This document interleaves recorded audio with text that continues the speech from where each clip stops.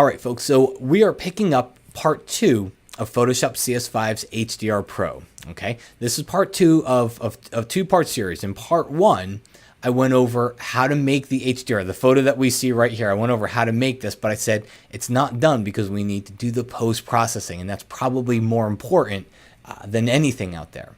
So we went from, in part 1, so make sure you go back and watch part 1 if you haven't seen it, but 3 different exposures, really dark, kind of middle of the road, and then one that's really bright. And we put all these together, tools, come down to Photoshop, merge to HDR Pro.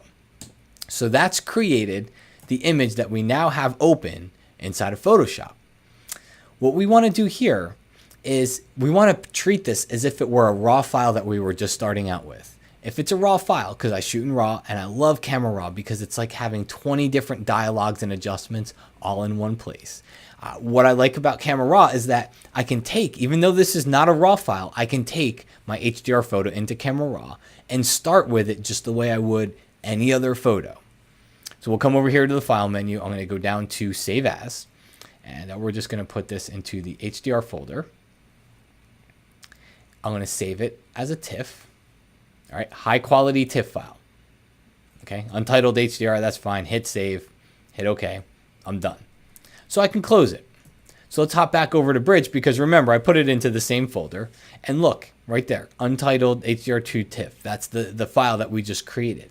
Well, if you go up here to the File menu and you go down to Open in Camera Raw, you can take that TIFF file, you can open it right up into Adobe Camera Raw. So I don't need to have a RAW file. I can do this with JPEGs and TIFFs too, and that's really important for me. All right, so the first thing we want to do here is let's increase the blacks because that's going to give us some contrast, and it was very flat looking, and that was the first thing I wanted to do. Get some contrast in here. The next thing I want to do is let's fix the white balance. I think it's too warm. It's too yellow. I like the warm look, but I'm going to bring it over and cool it down a little bit and add a little bit of magenta into there as well. Okay, so that helps. Let's take a look. That's before. That's after. And that's just after moving 2 sliders. All right. Clarity is another good one. You just crank up your clarity and it really gives you a grungy feel. Let's go ahead and zoom in here. And you can see that's before, that's after. So it adds to that grungy feel that we get. So that's clarity.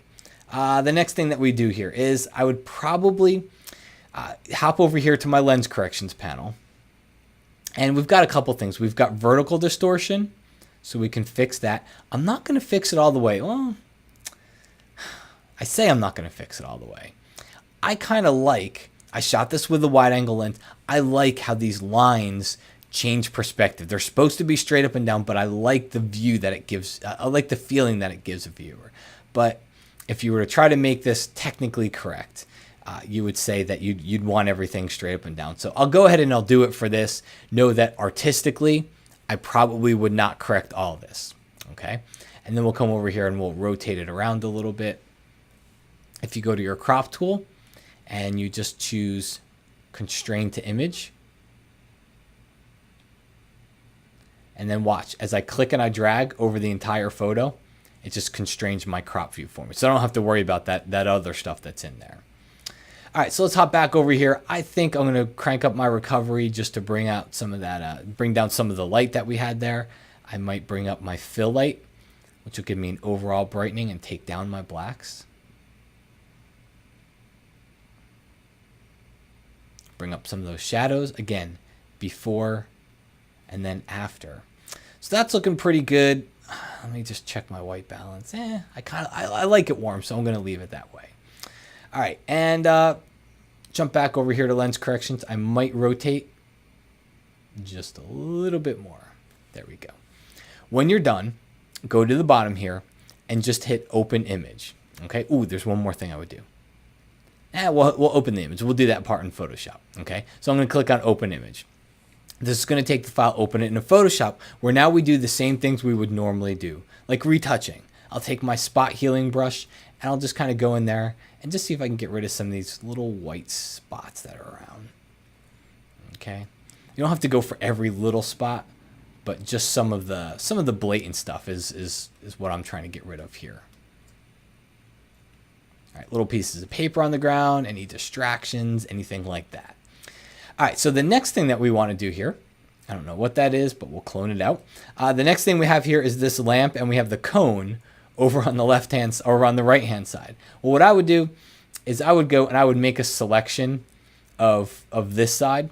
I'd copy and paste it. So now I have that whole selection on another layer. Come up here to the edit menu, go down here to transform, flip it horizontally, and now I can just move it over. And if you reduce your opacity a little bit, you can kind of just try to kind of merge it into place here, because now I have a semi-opaque layer and I can just try to fit it right where I want. Increase the opacity again. All right, so it's in place. We have seams. It's not really going to work just yet. Let me move it over just a little bit more. We have seams and all that stuff, so we have to fix that. So I add a layer mask to it, grab my brush tool, go over here and just paint with black, and I can paint away a lot of the seams. I'll probably keep that shadow just so there's a shadow being cast over there. But I'll paint away as much as I can just so we don't see too much of that seam.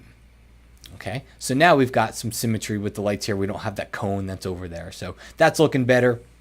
Let's see if we were to finish this up. I'd merge everything into one layer, and I'd do that Command Option Shift and the letter E. On the PC, it's Control Alt Shift and E. It gives me one flattened composite layer, but it's got all my layers right below it. So if I ever do need to go back, I can. And I come up here to the filter menu, go down here to sharpen, go to unsharp mask. Let's zoom in on the photo so we can see our sharpening. And I crank it up. I get pretty liberal with the sharpening here. All right.